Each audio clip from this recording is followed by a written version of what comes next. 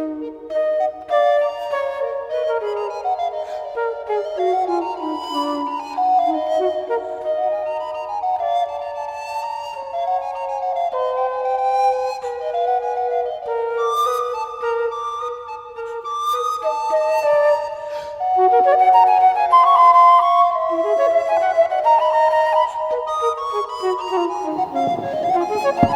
muy buenos días a todos, bienvenidos. Viva la patria, como decía Aristóbulo. Bien, gracias a Domingo Medina, responsable del Centro Internacional Miranda, por esta iniciativa que nos permite reunirnos como compañeros, como camaradas. Como bien señalaba Domingo, estamos en medio de celebraciones históricas, pero además no cualquier tipo de celebración ni cualquier tipo de conmemoración de la celebración. Decía Isván Mesaro, que más allá del capital en algún momento, que las lógicas del capital también afectan la interpretación de la historia e intentan de alguna manera olvidar el pasado, como decía Obama en aquella cumbre de las Américas con Chávez. Y nosotros que militamos en la historia insurgente insistimos en una perspectiva desde lo que llamamos el campo de experiencia, que es esa relación entre pasado y presente, y el horizonte de expectativa, que es la relación entre presente y futuro. Hoy entonces estamos concentrados con el tema de esta conferencia sobre los 10 años del Plan de la Patria, que no es cualquier cosa, es un proyecto político, es una perspectiva a mediano plazo, es una visión que nos ha conducido y nos marca la ruta, esta ruta de resistencia, pero no pasiva, sino activa, en la cual nosotros nos hemos movido, y en estas condiciones de resiliencia que convierten a la sociedad venezolana en un centro de estudio ante las estrategias de desequilibrio y desestabilización. Me toca la gratísima tarea de compartir con mi hermano del alma, Luis Pellicer. Pudiera decir varias cosas en términos académicos de Luis, pero ni a él ni a mí nos gusta. Somos profesores, somos historiadores, somos combatientes, somos compañeros, somos camaradas. Y bueno, Luis ha tenido un recorrido más que demostrado de convicción y compromiso en esta revolución, y hoy tendremos el gusto y el placer de escucharlo. Sin más preámbulos a esta presentación más afectiva que formal, voy a dejarle con mi hermano Luis Pellicer.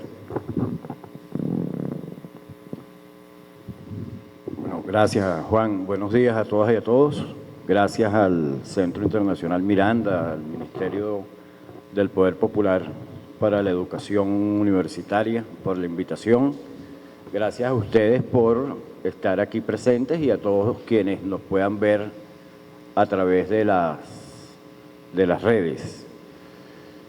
Yo me imagino que la invitación que se me hizo para que habláramos un poco del objetivo número 1 del Plan de la Patria, no me la hacen porque yo sea específicamente un gran planificador del país, sino porque alguna cosa hemos aprendido de historia, entre otra gente, con alguien a quien quiero mencionar, que es el profesor Aristides Medina Rubio, aprovechando que está aquí su hermano Eduardo, y con quien fundamos una de las instituciones que precisamente tienen que ver con ese objetivo número 1, que es el Centro Nacional de Historia. Fue Aristides su primer presidente, es decir, su presidente fundador. Y tiene que ver con este objetivo, y yo me voy a referir, claro, al objetivo en general, pero sobre todo a lo que se refiere a los asuntos de la identidad cultural e histórica, que debo, con toda sinceridad, pues hacer una crítica a los planificadores. Los planificadores siempre hacen unas cosas que son de planificadores, le dan unas importancias a unas cosas y a otras le dan unas menos importancias. A mí me llamó mucho la atención, por ejemplo, que el plan de gobierno del partido Morena en México tenía unos 7 objetivos, etcétera, y el número 7 era el rescate de la identidad, la descolonización o tal. Y entonces ese objetivo lo pasaron a ser el número 1, ya antes de las elecciones. Es decir, todo lo que tiene que ver con el desarrollo de la identidad nacional y la descolonización, sobre todo la descolonización cultural y mental, ¿no? Me pareció una cosa de las más acertadas. El objetivo histórico número 1, que además se lo debemos al comandante Chávez, y que en el Plan de la Patria 2019-2025 fue un poco, digamos, reformulado, dice que defender, expandir y consolidar el bien más preciado que hemos reconquistado después de 200 años, la independencia nacional. Entonces, el centro de este objetivo es la independencia nacional, y lo que yo me propongo un poco es que reflexionemos acerca de qué se trata históricamente eso que denominamos la independencia nacional, tanto como periodo histórico, ¿verdad?, como realidad y objetivo a alcanzar, y por qué todavía estamos tratando de expandir, defender y consolidar ese bien que es un bien preciado, y que eso de bien preciado son palabras que toma el comandante Chávez de Bolívar. Hemos perdido todo y hemos ganado el bien más preciado, que es la independencia, y con ese haremos todo lo demás, ¿no? Entonces continúa el objetivo diciendo: la defensa de la soberanía es el gran logro histórico de esta fase del Plan de la Patria. El comandante Chávez nos advertía que es la independencia el gran valor histórico de la etapa bicentenaria. Estamos hablando de esta etapa que todavía estamos viviendo, que es la etapa del bicentenario de las independencias. Estamos hablando del periodo específicamente, además de la revolución bolivariana, ¿no?, de esta revolución bolivariana. No la de hace 200 años, sino del plan de la bicentenaria, la etapa y la era bicentenaria, como la llamaba el comandante Chávez. Ha sido la contradicción fundamental de estos 5 años sostenidos de agresión contra la revolución. En este sentido, la soberanía se mantiene como gran objetivo histórico, al tiempo que asume la dimensión fundamental de gestar independencia del aparato económico productivo y procesos de blindaje ante cualquier agresión imperial. Entonces, fíjense, ya aquí el objetivo histórico se convierte para los planificadores en un problema económico, principalmente. Siempre hay una preponderancia en la planificación de los asuntos materiales y los asuntos de poder. Y entonces después hay una cosa que, tú me perdonas, Edgar, que tú como que trabajaste aquí, en la reacción de este objetivo. Mentira, Edgar, te estoy echando broma. Y después hay un pegoste. De manera notoria se incorpora un objetivo asociado a la descolonización, así como otro referido a los delitos y formas de la guerra económica, la agresión de la moneda, como modalidades de injerencia sobre la República. Yo digo un pegoste porque es que se dieron cuenta que alguna cosa faltaba en la independencia, y de manera notoria. No, mentira, no. Si fuera de manera notoria lo dices desde el principio.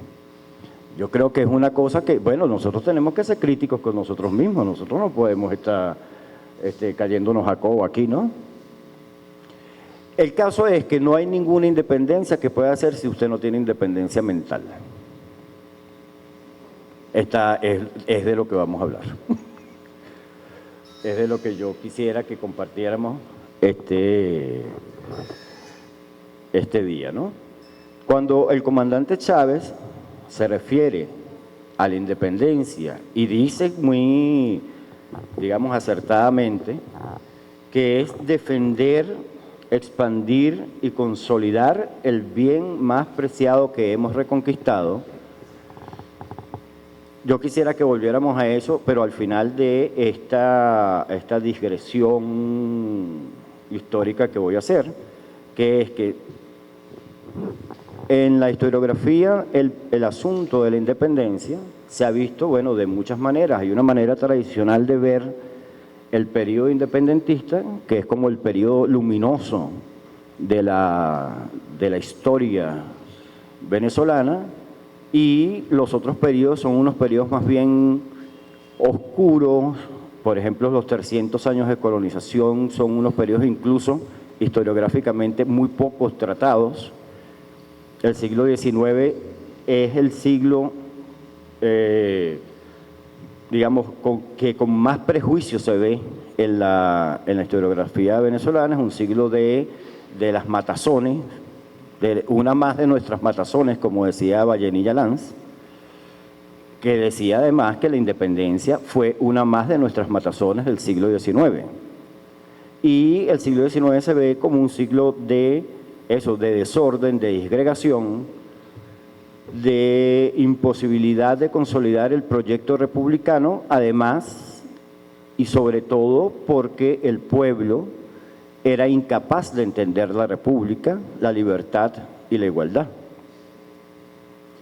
Entonces, es la primera visión, es el periodo luminoso, la independencia. Entonces, en ese periodo luminoso de la independencia están todos nuestros héroes y ahora, más recientemente, están nuestras heroínas, que no son la mujer de, la hija de, la mamá de, sino algunas mujeres que hicieron sus cosas por ellas mismas.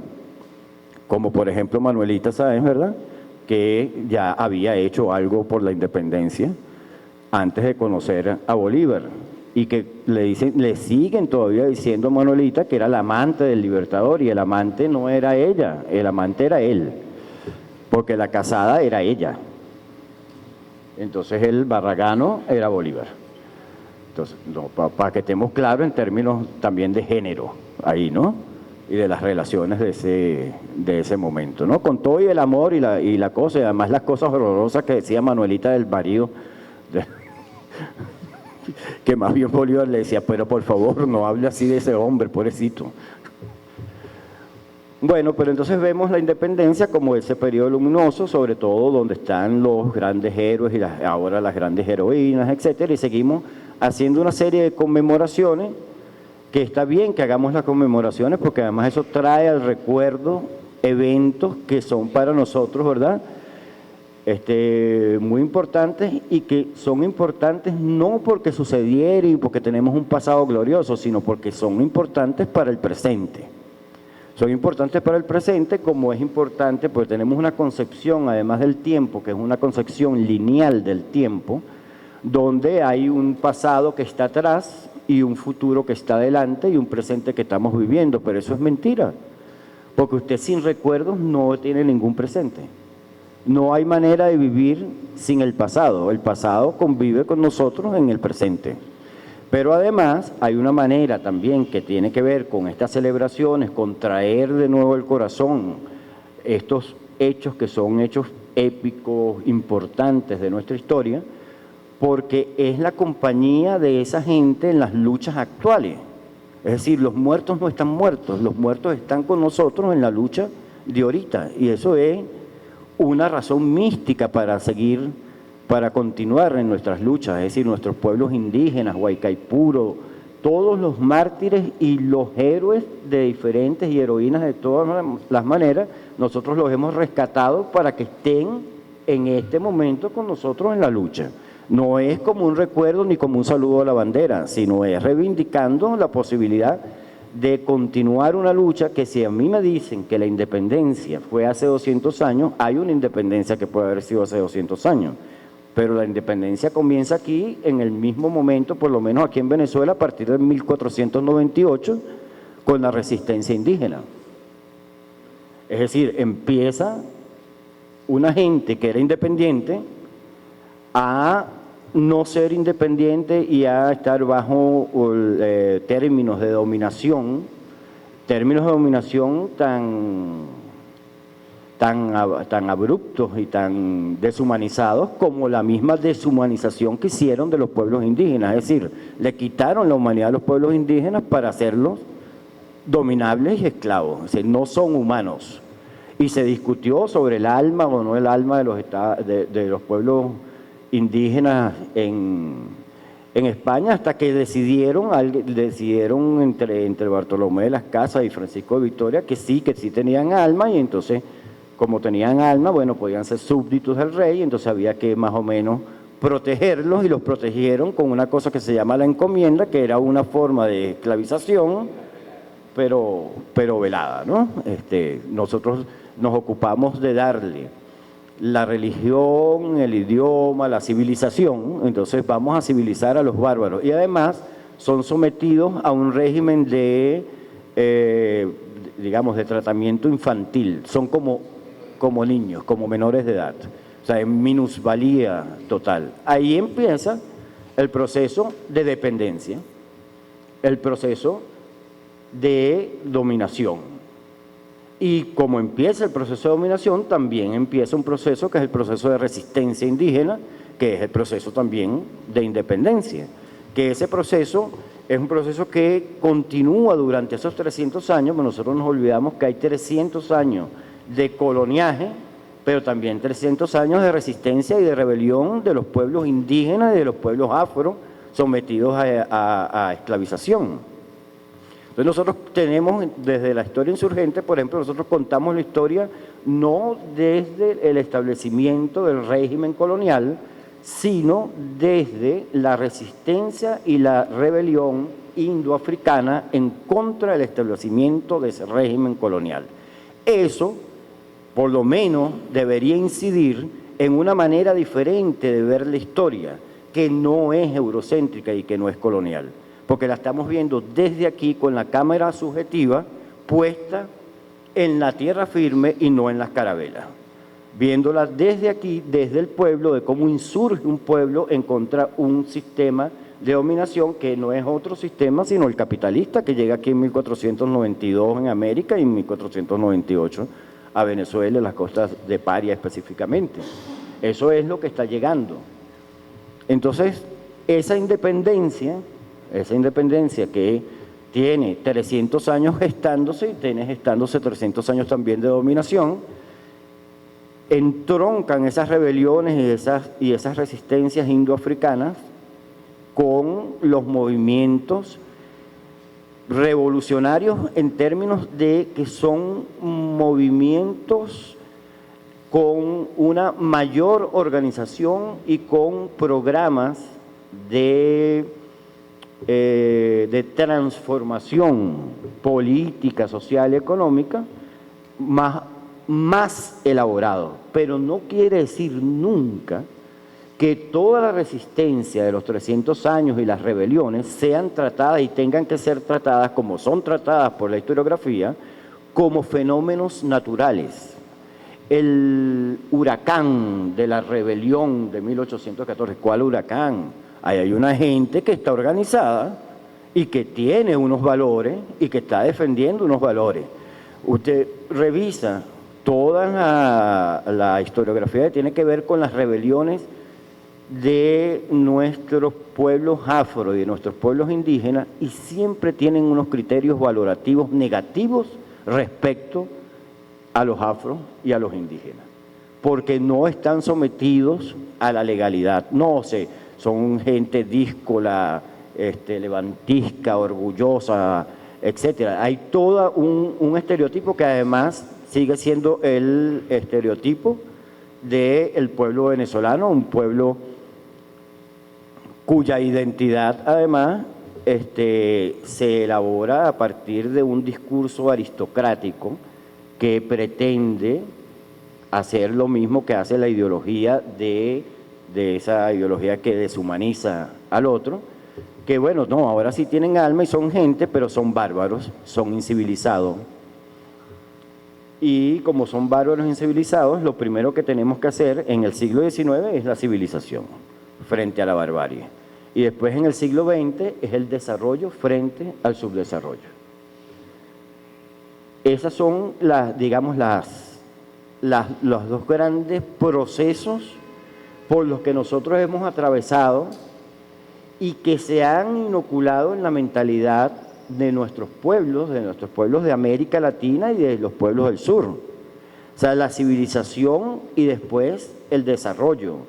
como que si eso es la cosa más importante, eso es lo mejor que le puede suceder a una sociedad determinada, ¿no? Si no eres desarrollado, bueno, eres un incivilizado, un subdesarrollado, no hay una cosa tal como una cosa subdesarrollada, eso, en realidad eso no existe. Eso es un invento y es realmente todo eso es una ideología. Porque además, ¿cómo es que estos pueblos se van a desarrollar cuando precisamente el sistema capitalista e imperialista requiere de pueblos no desarrollados y dependientes para poder ser ellos un imperio y ser el centro del sistema? O sea, no hay ninguna, a menos que seamos pequeños imperios, y en eso también habría que hacer una crítica a las maneras como redactamos nosotros estas cosas, que Venezuela, país potencia. Bueno, país potencia, ¿por qué? O sea, con que seamos un país, ¿verdad?, que podamos cubrir nuestras necesidades, que podamos tener vínculos de solidaridad con América Latina, con el sur global, que no nos dejemos imponer las cosas que impone el imperio, yo creo que bastaría. Es decir, un país bastante independiente, digámoslo así, ¿no? Pero les decía que además la independencia, entonces, es tratada de esa manera, como el periodo luminoso, y después es tratada como, según el positivismo, como un periodo donde es una más de las guerras civiles del siglo XIX. Entonces, Vallenilla dice que eso no le quita ningún mérito ni ningún brillo al periodo independentista, pero sí le quita brillo. O sea, está hecho para que le quite brillo precisamente, porque el positivismo, que se supone que es la corriente más científica dentro de las ciencias sociales, resulta que es también una ideología. O sea, todo esto lo estamos viendo desde una ideología. La ciencia moderna es una ideología. Es decir, es una falsa conciencia de la realidad, es una manera de ver la realidad según la ven las clases dominantes, y que es además la cosa que nos han impuesto a través de las universidades, al punto de que no hace falta que los partidos de derecha estén formando a su gente. Ya tienen las universidades lo forman. No hace ninguna falta que tengan aparatos de formación. A lo mejor nosotros sí deberíamos tener buenos aparatos de formación que tengan que ver con eso, con la descolonización mental y todas estas cosas. Y entonces se plantea que es una guerra civil, y que como es una guerra civil, bueno, es una más de las guerras civiles del siglo XIX. Y después llega a Carrera Damas y habla de que es una disputa por el poder entre dos sectores de la clase dominante. Ciertamente, en el momento de la independencia, cuando entroncan todas las luchas previas de la colonia con el proyecto de liberación liberal, además, ¿no?, de la independentista y republicano, cuyo primer movimiento es el de José Leonardo Chirino, que además está invisibilizado por la historiografía, y la historiografía dice que eso fue una rebelión de negros acicateados por el aguardiente. Es decir, que ahí no había proyecto, que ahí no había organización, que ahí lo que había era una merienda de negro, pues. Entonces, y es el primer movimiento, así como se invisibilizó también la revolución haitiana. O sea, ahora es que más o menos, bueno, nosotros ni siquiera aquí celebramos la revolución haitiana. De la revolución haitiana, no lo celebramos. ¿Ah? Así es. Las revoluciones las hacen los blancos, claro, las hacen los franceses blancos, eurocéntricos, europeos, etcétera, pero los negros no tienen derecho a estar haciendo ninguna revolución. Por eso, cuando usted ve cuando leemos todo lo que tiene que ver de verdad con esas rebeliones, busquen el diccionario de historia de Venezuela de la Fundación Polar y vean rebelión de Andersote.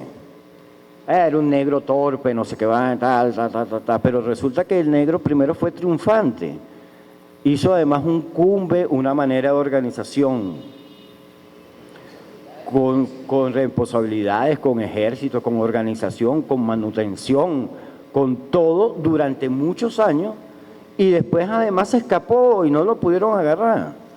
O sea, fue triunfante, pero no, era una cosa de negro, levantiscos, etcétera. Y eso que dice el diccionario que no se puede adjetivar ni se puede calificar las voces que se escriben allí.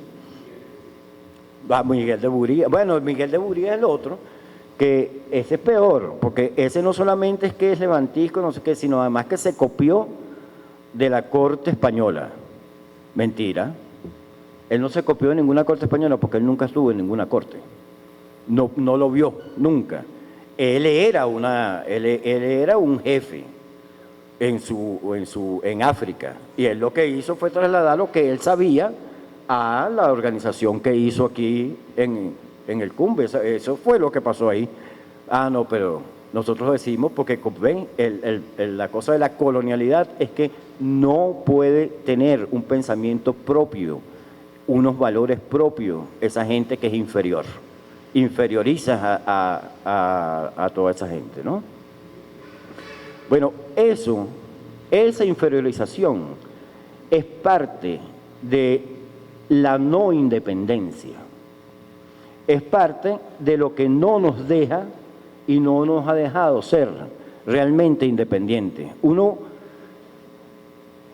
ve, por ejemplo, ve las clases y hablan del relativismo cultural. Entonces, cada cultura tiene el desarrollo, digamos, que requiere esa cultura, pero uno no se lo cree mucho, ¿no? Porque cuando uno ve los pueblos indígenas, entonces dice, ay, pobrecitos, y no tienen teléfono celular, o no tienen tal cosa, o ve cómo hacen para ir para el médico. No te lo crees. Es mentira que uno se cree eso cuando, por lo menos cuando está jovencito, ¿no? Porque uno, además uno que es caraqueño y que está en esta ciudad, y etcétera. Uno, la modernidad y digamos, lo mejor es esta cosa, esta cumbre de cemento, esta selva. Lo demás es monte y culebra. Eso no se lo cree nadie, que ellos puedan vivir, que esta gente puede vivir, digamos, en paz y en armonía y cubriendo sus necesidades según su propio desarrollo cultural, ¿verdad? Bueno, eso es lo que nos ha pasado. Eso es lo que nos ha pasado. Yo no sé si el siglo XIX no sería un siglo de mayor independencia agroalimentaria. Yo creo que sí. Porque aquí, por ejemplo, las vacas las mataban, y las mataban porque le iban a quitar el cuero, no era porque se lo iban a comer, es decir, que no les hacía falta carne. ¿Tú sabías eso, verdad? Que aquí las vacas las mataban, o sea, había mucho ganado cimarrón en todos los llanos venezolanos. Y entonces, claro, después ese ganado se lo cogieron una gente y se apropiaron de la tierra y del ganado. Pero ese ganado no era de nadie. Y entonces, claro, había mucha matazón de vacas, pero era porque lo que nosotros vendíamos era el cuero en el exterior. Y eso se hizo durante el siglo XIX. Ahora, ¿qué importábamos? Sí, importábamos un montón de cosas. Bueno, agujas no teníamos, por ejemplo, una aguja. Importábamos agujas durante toda la colonia y gran parte del siglo XIX. Una cosa tan elemental como una aguja, pues nosotros dependíamos de otros países para tener una aguja. Una aguja es muy importante, así tú bosteces, ¿oíste? Porque ¿cómo vas a coser el pantalón si no tienes una aguja? ¿Cómo vas a hacer los uniformes militares si no tienes aguja? Los machetes, por ejemplo, todos importados, ¿no? Pero por lo menos comida creo que no importábamos. Aquí la gente se alimentaba, bueno, que era menos población, que etcétera, bueno, está bien, pero había una posibilidad de producción y de alimentación más o menos soberana, y por eso además se puede hacer una guerra, como la guerra de independencia que duró ese poco de años, ¿verdad? De casi 10 años. Y pudiste hacer esa guerra porque tienes cómo alimentarte, si no, no. Ahora, la guerra no se da en todos lados tampoco. O sea, mientras hay guerra en el occidente, en tal lado están cultivando y están haciendo, ¿verdad? Están criando ganado, etcétera. Entonces, esa independencia, bueno, esa independencia no es a la que se refiere el comandante Chávez. Ciertamente hay un proceso donde hay una escisión, una división de la clase dominante desde la independencia, incluso desde antes de la independencia, donde hay unos que dicen que pueden tener una, Venezuela y Latinoamérica en general, pueden tener una autonomía sin necesidad de separarse de la corona española, y hay otros que son más radicales y que insisten en la formación de una república autodeterminada que se separe del Imperio Español. Eso es lo que se llama la ruptura del nexo colonial. Eso es básicamente lo que es la independencia. La ruptura del nexo colonial con el Imperio Español. Y esa ruptura del nexo colonial es una ruptura que en principio es política, pero lógicamente termina siendo una ruptura económica, pero hay una cosa que no rompes, que es, y que nadie, digamos, ninguno de esos dos sectores de la clase dominante quiere romper, que es la conservación de la estructura de poder interna en lo social. Por eso continúa la esclavitud, continúa la discriminación contra los pardos, los mulatos y los resguardos indígenas.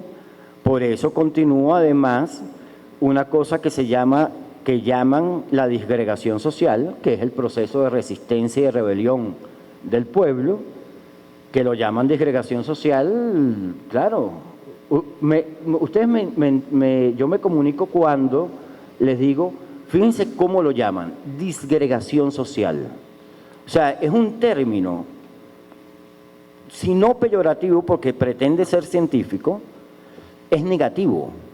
O sea, proceso de disgregación social, es que no es un proceso de disgregación social, es que tú me estás tratando de imponer un Estado liberal donde sigue mandando el mismo mantonaje que mandaba en la colonia, donde yo no tengo ninguna posibilidad. Tú me ofreciste libertad e igualdad y yo luché por esa libertad y esa igualdad, pero no hemos alcanzado esos estadios de libertad y de igualdad.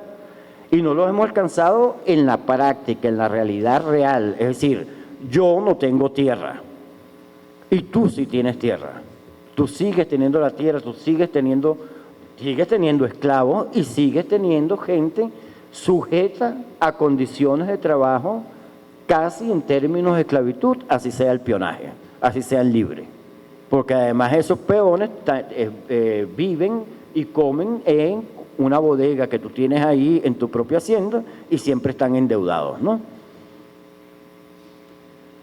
Entonces, hay todo un proceso de resistencia y de rebelión que es tomado por la historiografía como un proceso de disgregación social, y ya les dije que está referido a que precisamente el pueblo no entiende la libertad y la igualdad.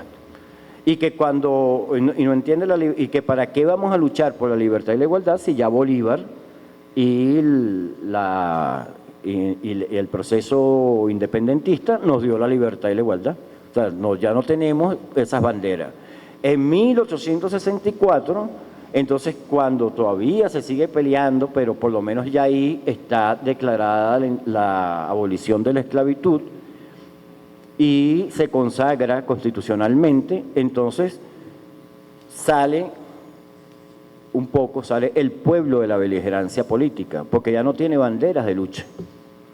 Y se logra un periodo, digamos, más o menos de paz social y de conflictos ahora nada más entre los dos sectores de la clase dominante, ¿no? Eso continúa y continúa hasta la dictadura gomecista. ¿Cuándo son los momentos que el pueblo, digamos, aparece y rompe las barreras y pone en peligro el sistema? Desde, digamos, los 200 años de la era bicentenaria, para no contar los 300 completos, los 300 anteriores, perdón. 1814, la rebelión popular acaudillada por Boves, pero una rebelión popular en contra de la República Mantuana. No es que, ay, que somos realistas, no es que somos realistas, es que quienes se montaron ahí son los amos de los esclavos y los que denigraban y execraban y excluían a los pardos y a los mulatos. Entonces esos son los que están mandando, es en contra de esa gente que nos estamos rebelando, en contra de la República Mantuana excluyente, opresiva, ¿verdad? Y racista, que es uno de los principales factores mentales de todo este proceso. Entonces, la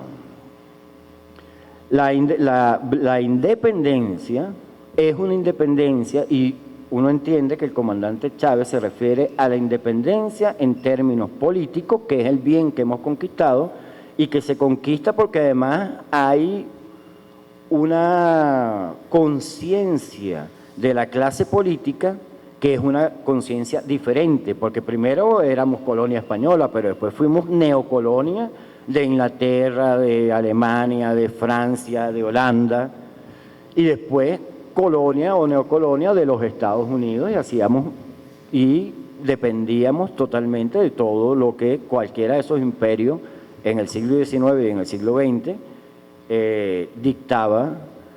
Y seguir, porque la independencia no es que se trate de no es autárquico, pues no es un régimen autárquico, siempre va a haber una interdependencia entre todos los países, pero lo que sí se trata es que tú me respetes mis decisiones y las maneras como yo tomo mis decisiones. Pero ¿por qué no logramos realmente la independencia? Sí, fíjense que los factores más importantes que ven los planificadores, yo creo que los políticos y por supuesto los economistas, es que nosotros deberíamos tener independencia política, ¿verdad? Eso más o menos lo hemos logrado porque hay una conciencia política que pretende la soberanía de la nación, la independencia económica y la independencia tecnológica y científica. Tres cosas que si no tienes independencia mental, si no tienes independencia epistemológica, no puedes tener ninguna de esas independencias.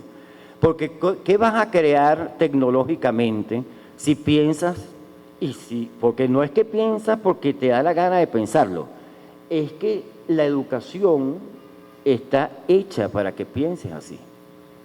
Es que nos educan para pensar que la tecnología es eso que nosotros nos dicen que es la tecnología. ¿Cómo vas a crear una tecnología que te sirva? ¿O cómo vas a ser independiente económica, digamos alimentariamente, si te dicen que el progreso, que el conuco es una cosa que es antiprogreso, es el retraso total? Cuando uno ve que la gente cree, todavía nosotros creemos, que nuestros pueblos indígenas son del pasado. Y cuando te retratan a un indígena pescando en una curiara con todos los elementos de su cultura y te dicen, ¿qué elementos tiene este indígena del pasado? Y le estás tomando la foto con un smartphone del 2021. Ninguno. Además, tú te imaginas el niño indígena leyendo el libro de texto y dice, coño, usted soy yo. Y yo no soy del pasado, ni tengo nada del pasado, todo esto es mío y ahorita lo acabo de hacer, este arco y esta flecha la acabo de hacer y estoy aquí pescando. ¿Cómo es que soy del pasado? Porque es la preterización de todo lo que no es la modernidad y el progreso. Ese progreso que nos han vendido, que es el progreso que está acabando con la vida en el planeta. Entonces nosotros tenemos que seguir esa razón, que es la razón de la modernidad y de la destrucción, que es el sistema capitalista, porque es un sistema de destrucción, de muerte. No es una cosa que es mentira, es una cosa que es verdad. Es decir, cuando usted dice, bueno, las semillas transgénicas, entonces no, si usted quiere alimentar a todo ese poco de gente, usted tiene que tener unas semillas transgénicas. porque con esas semillas transgénicas usted no va a tener plagas, va a poder, pero claro, tiene que echarle este producto que también se lo vendemos nosotros. Esta semilla también porque la semilla esta que le vendemos nosotros, si no compra la semilla, no puede, porque no va a haber otro cultivo. Se tiene que seguir comprando la semilla, porque los jojotos esos que salen de ahí, esa semilla, ese jojoto transgénico, eso no pare. Entonces, ese es el progreso. Nada más eso, digamos que no afecta a la salud, que sí, pero nada más el nivel de dependencia que crea una cosa como esta es ya los niveles más aberrantes que pueden existir en la historia de la agricultura, creo yo, ¿no? O sea, depende, pero además depende el pollo también. Ese pollo que nosotros criamos, ese pollo si no lo alimentas con tal cosa, ese pollo no produce huevos, ese pollo no coge kilo. ¿Será que eso tiene que ser así? Uno se pregunta si eso tiene que ser así. Porque hay, digamos, por lo menos teorías, hipótesis y ese tipo de cosas que dicen que si tú haces digamos, una cría, ponte tú de pollo, en todo el país que sean crías, digamos, artesanales, también puedes tener el mismo porcentaje de pollos necesarios para alimentar a la población y no lo estás haciendo con ese tipo de alimentación que te hace dependiente además de las transnacionales, ¿no? Entonces esas cosas son las que nosotros deberíamos estar pensando en términos de lo que es la independencia. Tenemos independencia política porque tenemos conciencia política de ser soberanos, pero no podemos tener ninguna independencia, incluso la política tampoco, porque ¿quién dijo que el sistema democrático y este sistema democrático que nosotros tenemos es el mejor sistema? Esto es un sistema que es un sistema copiado del sistema liberal. Nosotros decimos que nosotros estamos en una democracia participativa y protagónica, pero todavía tenemos que echarle para ponerla ¿verdad?, en la práctica. ¿Quién dijo que la democracia era el mejor sistema? ¿Por qué es que la democracia es el mejor sistema? Porque nos han impuesto la idea de que la democracia es el mejor sistema, esa democracia representativa sobre todo. Es el mejor sistema político, pues el de la igualdad, el de la libertad. Es mentira. Sabemos que es mentira. O sea, ¿cuál libertad y cuál igualdad? La libertad de poder hacer contratos entre desiguales. La igualdad para contratar entre unos que no son iguales. Esas son las libertades y las igualdades que propone todavía este sistema. Todavía este sistema lo propone así. Entonces, esa es la democracia. Y nosotros hemos visto cómo funcionan las democracias indígenas. Sabemos cómo funciona. Deberíamos saber cómo funciona, porque es que además creemos que el problema es que todo lo que es pasado es malo y es inferior. Y que además es pasado y que está atrás. No está atrás. Existe, está con nosotros, esos indígenas están vivos, hay pueblos indígenas que todavía siguen manteniendo sus costumbres y su manera de hacer la democracia y la vida. Entonces, ¿por qué es que nosotros insistimos en seguir haciendo las cosas como nos dice la concepción eurocéntrica? Porque no somos independientes mentalmente.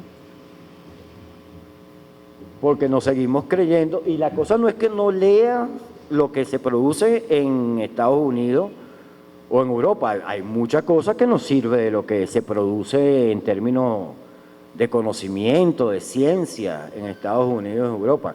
Pero también la idea es que nosotros, esas cosas malas que nosotros podamos hacer, las hagamos en términos nuestros para resolver los problemas que son realmente nuestros.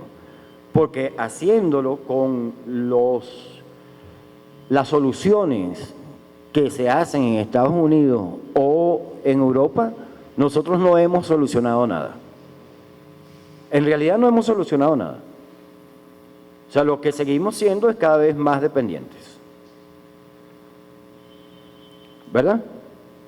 Creo yo que eso es parte del asunto, y uno debería decir, bueno, pero algunas cosas hemos hecho. Sí, hemos hecho muchas cosas.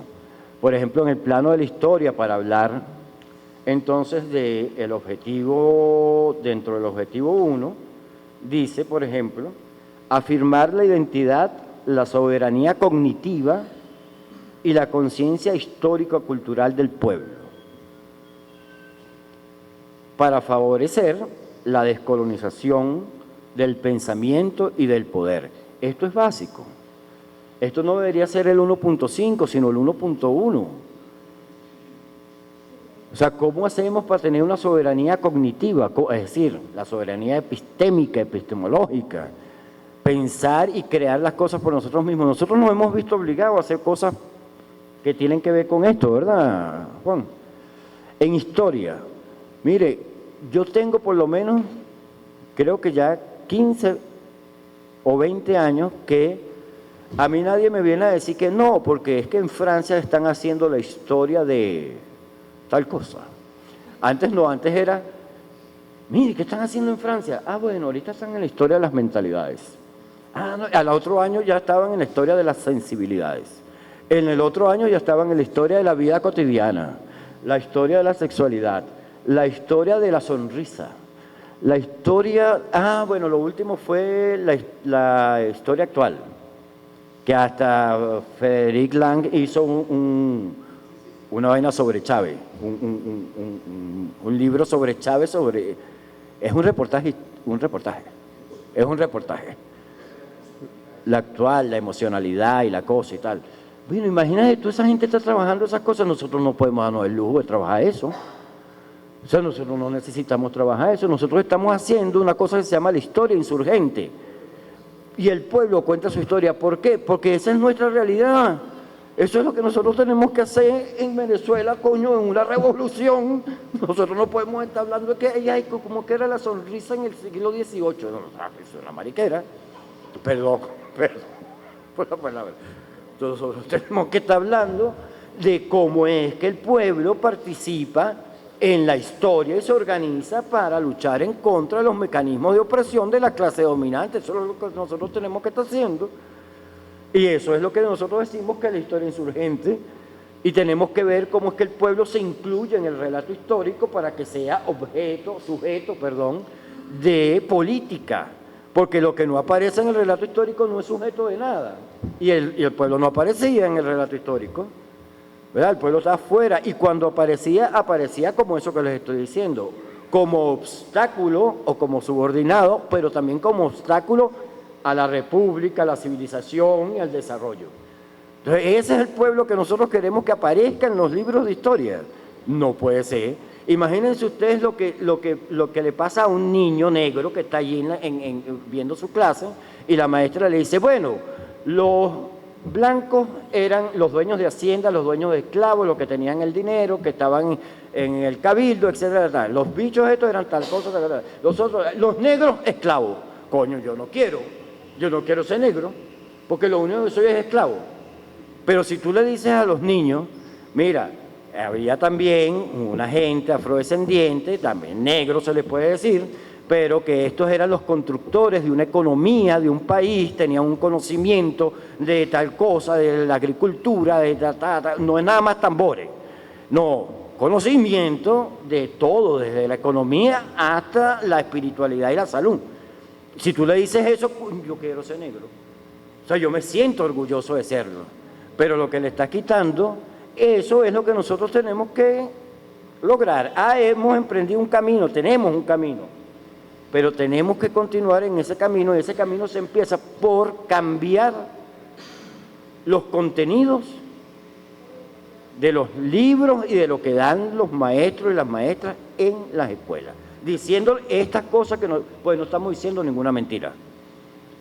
O sea, nadie está diciendo mentira, están diciendo ellos que los negros esclavos. ¿Por qué? ¿Quién dijo? Bueno, ahora le decimos negro esclavizado. Por lo menos se sabe que ya no es que ellos nacieron esclavos, sino que alguien los esclavizó. Pero tampoco tenemos que decir que fueron sometidos a relaciones de esclavización, etcétera y tal, pero que estos eran los que sabían de minería, los que sabían de agricultura, los que nos enseñaron, los que le enseñaron. Además, ¿quiénes le dieron de comer a los españoles cuando llegaron aquí? No fueron los indígenas, los pueblos indígenas. ¿Quiénes los curaban? Todavía en el siglo XVIII, aquí se creó el protomedicato como la escuela de medicina. Y la gente de los criollos y el mantonaje no se dejaba ver por esa gente blanca. No se dejaba ver por esos médicos. Pedían que los vieran los médicos mulatos y pardos, porque esos sí sabían de las enfermedades aquí. No esos blancos que estaban ahí estudiando unas vainas en unos microscopios, eso no sabían. Las curanderas, los curiosos, claro. Entonces, esas son las cosas que nosotros tenemos que rescatar y tenemos que ponerlas donde tenemos que ponerlas. Es decir, socializarlas realmente con nuestros niños, nuestras niñas, con nuestra juventud, para que sepan de dónde es que venimos y por qué estamos aquí. Y por qué estamos aquí y por qué eso sigue siendo así. Porque todavía hay una convivencia de los tiempos históricos, que es la cosa también esa lineal que es fatal, la lineal y progresiva. O sea, la historia va hacia un adelante, hacia un... ¿Qué progreso? ¿Qué es eso? Eso no es mentira. Entonces ya con esa primera mentira nos tienen... No, claro. Con esa primera mentira ya si nosotros nos creemos que hay unas cosas que están arriba y otras que están abajo y que lo que está arriba es superior y que lo que está abajo es inferior, entonces ya estamos perdidos, pues. O sea, tenemos que empezar por deslastrarnos de esas maneras de comprensión del mundo. Si nada más dijéramos nada más con saber que lo que está arriba no es lo mejor y que lo que está abajo no es lo peor, con eso bastaría. Pónganse a pensarlo. O usted le dice, tal cosa está arriba, usted dice que, coño, estoy arriba. Es buenísimo, está arriba. Arriba que está la cabeza que piensa, la boca que gusta, el corazón, los ojos que ven, y abajo está pura cosa fea. La orina, las heces, el trasero, todas las cosas malas. ¿Quién dijo que eran malas y quién dijo que eran buenas? Pero abajo no están cosas buenas también, no se goza. También son cosas buenas, pero no nos enseñan eso. O sea, lo que nos enseñan es que lo de arriba es bueno y que lo de abajo es malo. Y que hay una jerarquización, que el cielo es bueno y que la tierra es una cosa mala, ¿no? ¿Cómo vamos a hacer entonces del cielo la tierra en el cielo, pues? El cielo en la tierra. ¿Cómo lo construimos? Lo blanco, lo negro, claro. Esas cosas que son además eso, dicotomías que son falsas, pero que son la base de todo un aprendizaje colonialista. Y que tiene que ver, bueno, es la idea esa del progreso. La idea del progreso es, sea de izquierda o sea de derecha. La idea del progreso es que vamos hacia el cielo en la tierra, pero un cielo que nunca llega. O sea, vamos a estar mejor en términos capitalistas, porque bueno, si hacemos las cosas neoliberalmente y la mano invisible del mercado, todos vamos a estar bien. ¿Pero cuándo? No llega nunca. Es una promesa nunca cumplida. Y también si lo hacemos desde el punto de vista del socialismo del siglo XX, pues tampoco llega. Vamos a progresar porque además es una cosa del crecimiento exponencial, pero que lo que hace es destruir, pero que no llega a ser o sea que el crecimiento no necesariamente, ya lo sabemos, ¿no? El crecimiento no necesariamente genera bienestar social. Eso ya está clarísimo.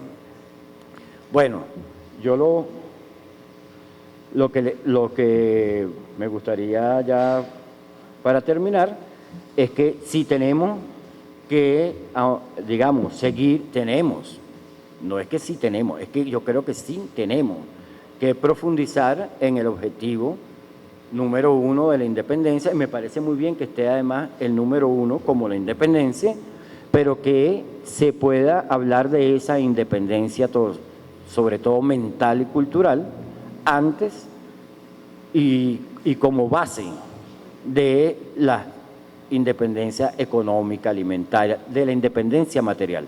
Porque yo creo que sin una no logramos la otra. Es decir, la tesis esa marxista del siglo XX, de que lo material es lo que determina la superestructura, eso es mentira.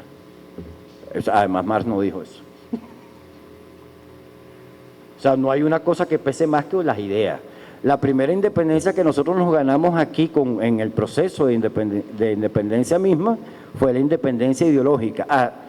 Es decir, convertir a España en el enemigo. Eso lo logró Bolívar.